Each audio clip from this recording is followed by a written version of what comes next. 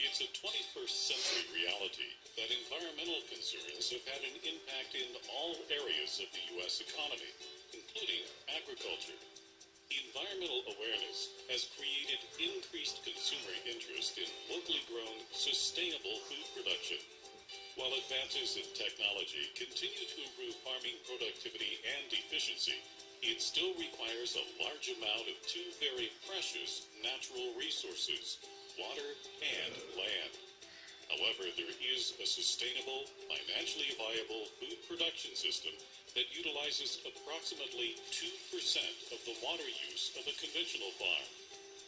This system combines fish farming and hydroponics to create a symbiotic environment known as aquaponics.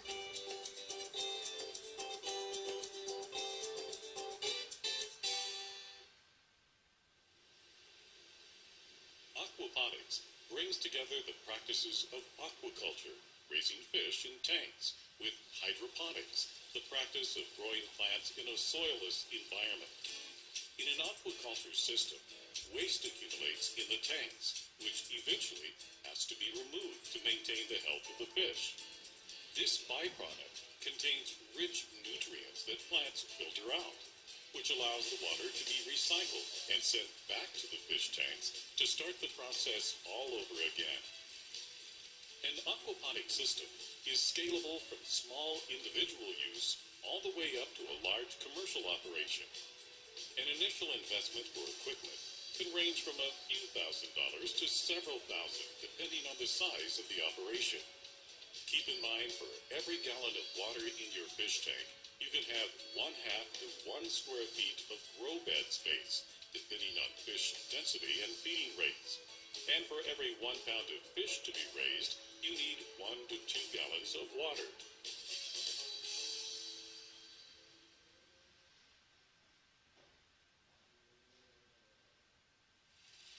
The fish farming aspect of aquaponics is based on the eco-friendly recirculating aquaculture system.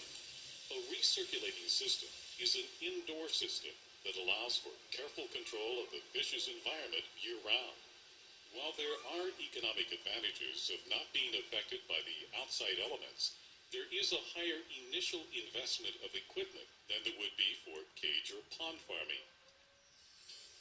In the recirculating system, all proper fish husbandry practices apply. Water quality needs to be maintained and carefully monitored. Consistent testing of water quality is a must to keep the fish healthy and disease-free. Access to water and reliable electricity is crucial for success.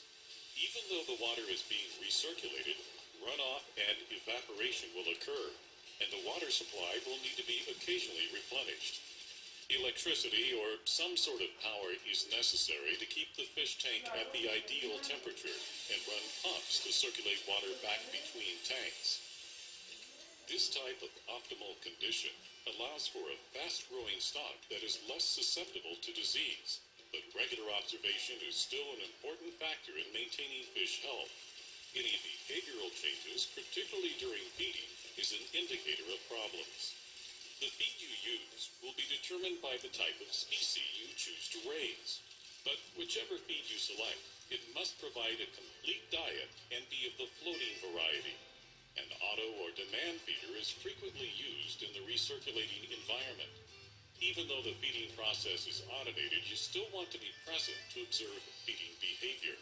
Tilapia is the most common species raised in the recirculating system because of its large size, rapid growth, high densities, and hardiness. Perch, hybrid striped bass, trout, and catfish are also known to do well in the tank environment. Each species of fish is going to have their own set of guidelines for proper feed amounts. Harvesting the fish will be determined by the individual species' growth cycle. Be sure to practice proper fish handling in the harvesting and transportation of the fish to the market. For additional guidance, watch this online video or contact your local county extension office for additional guidance.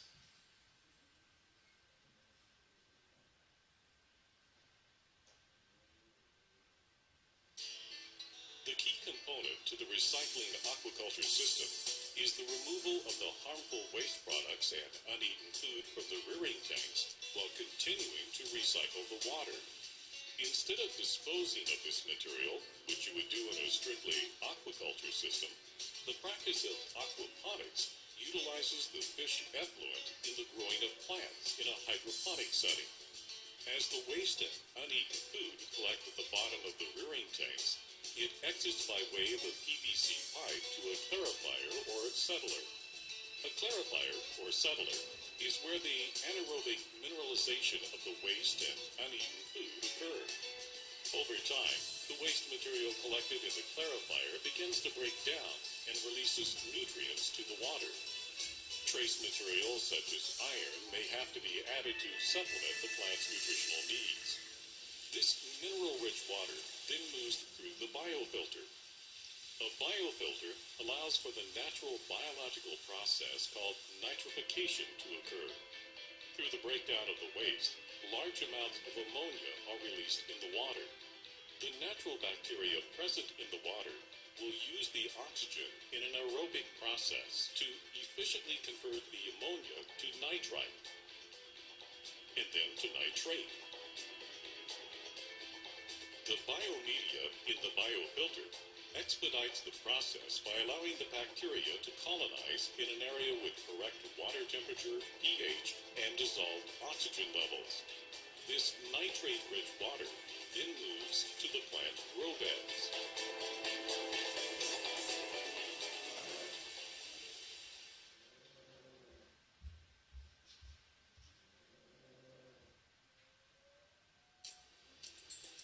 The grow beds can be a soilless environment, or they may be using a growing medium like perlite or ceramic stones.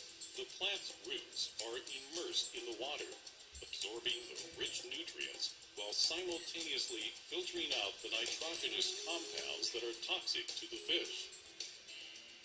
Within the hydroponics discipline of aquaponics, there are a few different growing methods that you can choose from.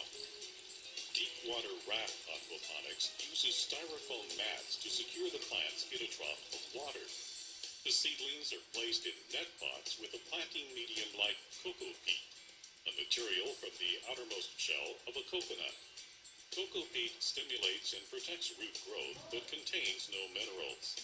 The plants can be grown to maturity in net pots or can be removed from the pots and growing medium after a couple of weeks and placed in a different floating mat to maximize space in the grow beds. Plants can also be grown in a solid medium like gravel or perlite. The aquaculture water floods the grow bed containing the plants and growing medium. This type of system is known as recirculating aquaponics or closed-loop aquaponics. A common growing medium used is perlite. Perlite is a volcanic rock that provides superior root growth by absorbing the nutrient-rich water and keeping the moisture level constant and consistent throughout the plant's root system. Depending on the growing technique, there are several medium options to choose from. Seek out all available literature and contact your local extension office for additional guidance.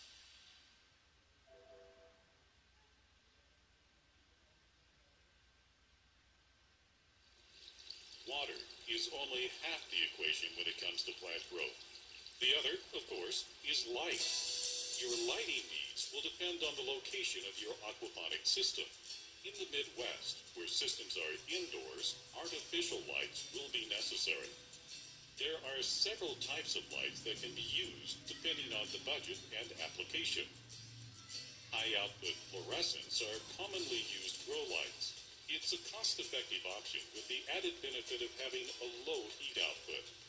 This allows for very close light placement, which provides for maximum plant growth. LED grow lights, while much more expensive than fluorescent, usually 2 to 3 times the cost, are more power efficient, have longer lasting bulbs, and have the flexibility of adjusting the light spectrum.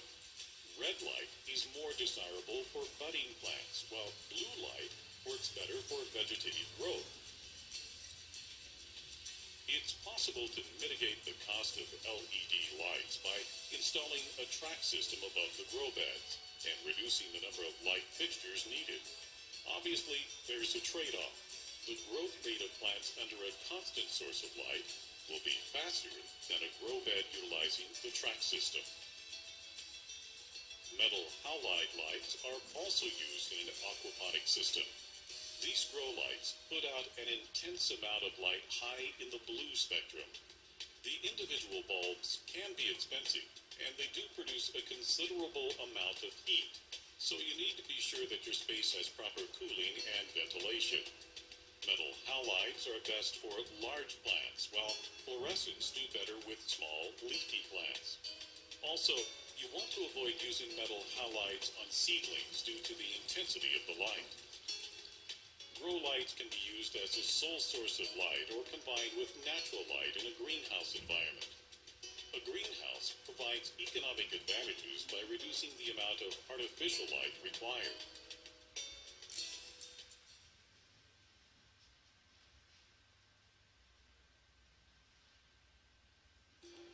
Like selecting the species of fish, choosing what plants to grow is an important decision that affects infrastructure and business planning. Leafy greens like lettuce and cabbage, and herbs like basil and oregano do well in an aquaponics system, but any common garden vegetable can be grown. Careful consideration must be given with plant selection, because in an aquaponics operation, the plant side tends to generate more income. Study the markets and choose plants that will bring the largest profit margin. Focus in on markets that will pay a premium for organically grown vegetables like farmers markets and stores that specialize in natural and organic food. Packaging your own product is also an option. For more information on plants, seek out additional literature and contact your local extension office for guidance.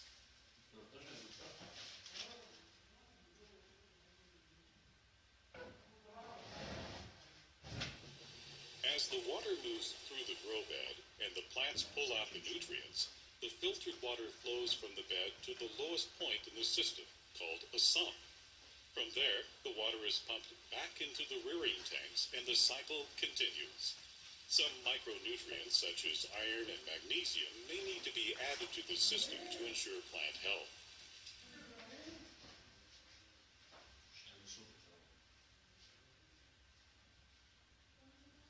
Aquaponics reduces the environmental footprint in crop production and allows for cultivating plants in locations you don't typically associate with farming, from a windowless basement, to a remodeled urban townhouse, to a retrofitted factory building.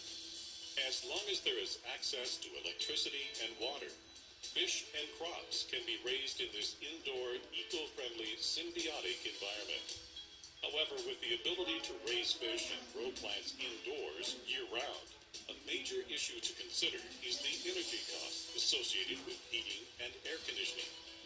HVAC is one of the biggest expenses in an aquaponics operation. Making sure the building is well insulated will cut down on this cost.